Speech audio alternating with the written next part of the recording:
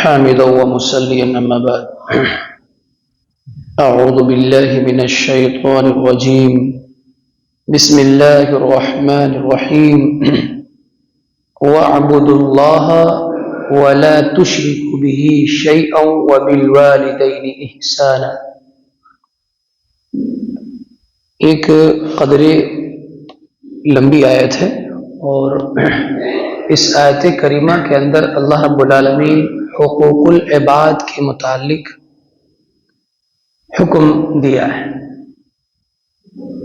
بندوں سے متعلق بندوں کے ساتھ ہمارا معاملہ کیسا ہونا چاہیے، ایک دوسرے کے ساتھ ہمارا رویہ کیسا ہونا چاہیے. اللہ تعالیٰ نے سب سے پہلے اپنے حق کو بیان کیا ہے، یعنی دنیا میں آنے کے بعد انسان کو سب سے زیادہ توجہ کس چیز پر دینی ہے؟ اللہ کی عبادت پر. اللہ رب العالمین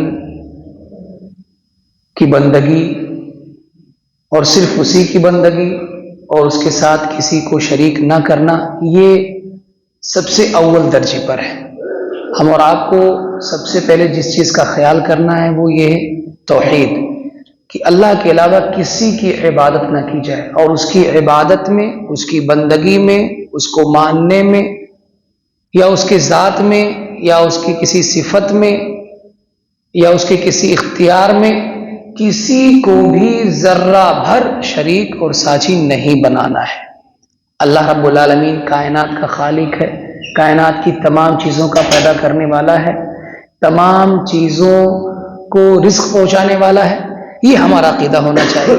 اللہ رب العالمین کے جو صفات ہیں، اللہ رب العالمین سننے والا ہے، اللہ رب العالمین دیکھنے والا ہے، اللہ رب العالمین نزول کرتا ہے، اللہ رب العالمین چڑھتا ہے، یہ سارے صفات ہمیں ایسے ہی ماننے ہیں جیسے ہم کو قرآن اور حدیث میں بتایا گیا ہے. اس میں ہمیں معنی میں چینجنگ نہیں کرنا ہے، تبدیل نہیں کرنا ہے، تعویل نہیں کرنا ہے، معنی کو بدلنا نہیں ہے. یہی اصل ایمان ہے، توحید ہے.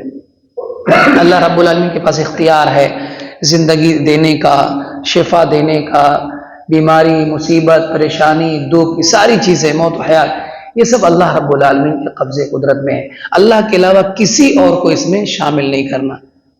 تو وَاعْبُدُوا اللَّهَ، اللہ کی عبادت کرو، وَلَا تُشْرِكُوا بِهِ شَيْئًا، اور اس کے ساتھ کسی کو شریک مت کرو. شیئا، کچھ بھی، یعنی ذرہ بھی شریک نہیں کر سکتے.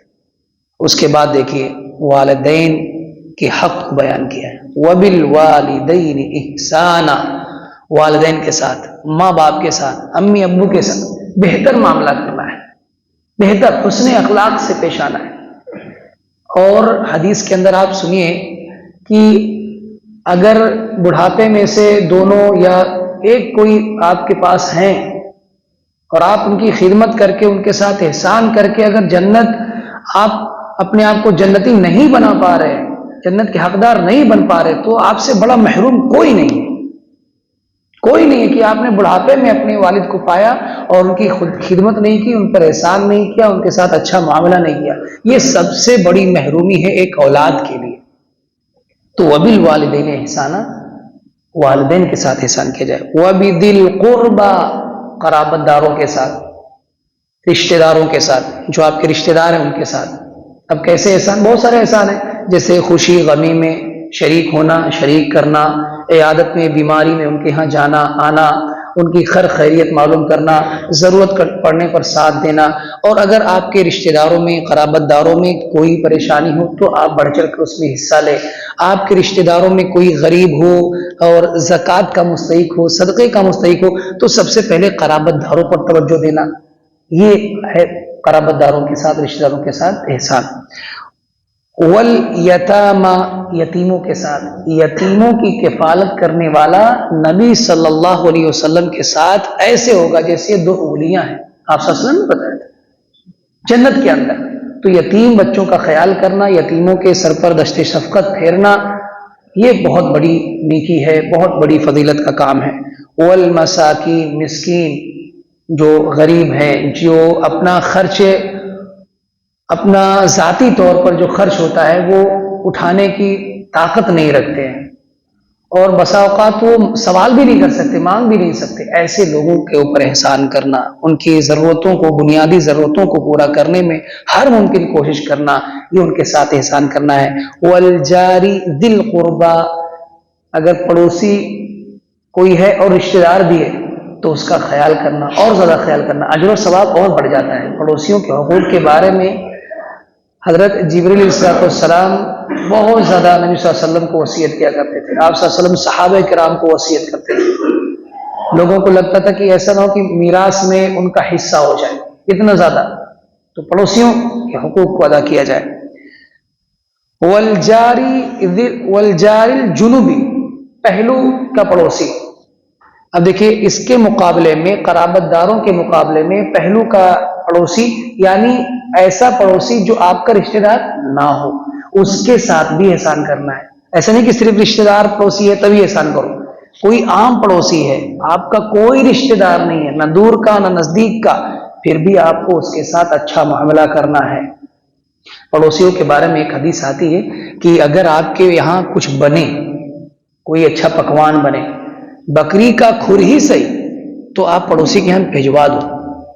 شوروا تو بکری کا کھر معمولی حصہ، کھر کہتے ہیں معمولی حصہ، نہیں آدمی عام طور پر کھاتا بھی نہیں، پسند بھی نہیں کرتا ہے، یا کچھ لوگ کھاتے، تو وہی صحیح وہ بھی بھجوا دیا کرو، یہ ہے۔ والصاحب بالجنب، پہلو کا ساتھی۔ اب اس میں وہ بھی آدمی آئے گا جو مسلمان کے طور پر، یا جس کا آپ کے کاروبار میں شراکت ہے، آپ کے ساتھ رہ رہا ہے، یا کہیں سفر میں آپ کے ساتھ ہے، یا کہیں بھی، اس میں سارے لوگ آ جائیں گے جو آپ کا ساتھی ہو، ہمنشین ہو، دوست ہو۔ وابن السبیل، مسافر، مسافروں کے ساتھ اچھا معاملہ کرنا، ان کو راستہ دکھا دینا، ان کو راستے کا اگر خرچ نہیں ہے تو راستے کا خرچ دے دینا، یہ ان کے ساتھ احسان کرنا ہے۔ وما ملکت ایمانکم، اور جو تمہارے ہاتھوں کے زیر نگی ہیں، یعنی جو آپ کے ہاتھوں کے ماتحت ہیں، آپ کے غلام ہیں، آپ کے نوکر ہیں، چاہے وہ کسی کمپنی میں ہو یا آپ کے گھر میں ہو، ان سب کا بھی خیال کرنا، احسان کرنا ہمارے لیے ضروری ہے۔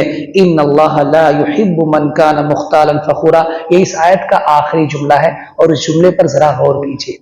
ان اللہ لا يحب، اللہ رب العالمین پسند ہی نہیں کرتا، اس شخص سے محبت ہی نہیں کرتا جو شیخی خور ہو، تکبر کرنے والا ہو۔ اب یہاں پر کوئی اور بھی بری عادت اللہ رب العالمین بیان کر سکتا ہے کہ اللہ تعالیٰ یہ نہیں پسند کر سکتا، یہاں تکبر کو کیوں اللہ تعالیٰ نے بیان کیا؟ حق ادا کرنے کے بعد، احسان و سلوک کے معاملات بیان کرنے کے بعد، اللہ تعالیٰ نے تکبر جیسی مذموم صفت کو بتایا کہ اللہ تعالیٰ پسند نہیں کرتا ہے، نہیں پسند کرتا ہے۔ تکبر جس کے دل میں ہوگا ذرہ بھر، وہ جنت میں نہیں جائے گا، یہ حدیث ہے۔ معلوم یہ ہے کہ جو تکبر کرتا ہوگا، جس کے دل میں گھمنڈ ہوگا، شیخی خور ہوگا، وہ نہ اللہ کا حق ادا کر سکتا ہے نہ بندوں کا حق ادا کر سکتا ہے۔ اس میں یہ پوائنٹ کی چیز ہے۔ اللہ تعالیٰ نے اس لیے یہاں کا ذکر کیا کہ اللہ تعالیٰ تکبر کرنے والوں کو پسند نہیں کرتا۔ متکبر آدمی اللہ کی عبادت بھی صحیح سے نہیں کرے گا اور بندوں کا حق بھی صحیح سے نہیں ادا کرے گا۔ اس لیے انسانوں کو اپنے دلوں میں جھانک کر دیکھنا چاہیے کہ کسی معاملے میں ذرہ بھر بھی ان کے یہاں کبر و غرور نہ ہو۔ اللہ رب العالمین سے دعا ہے کہ اللہ رب العالمین ہم تمام مسلمانوں کو توفیق دے کہ اے اللہ جو تیرے حق ہیں ہم ان کو بھی ادا کریں، اور جو بندوں کے حقوق اور معاملات ہیں ہم ان کو بھی ادا کریں۔ آمین۔ وآخر دعوانا الحمد للہ رب العالمین۔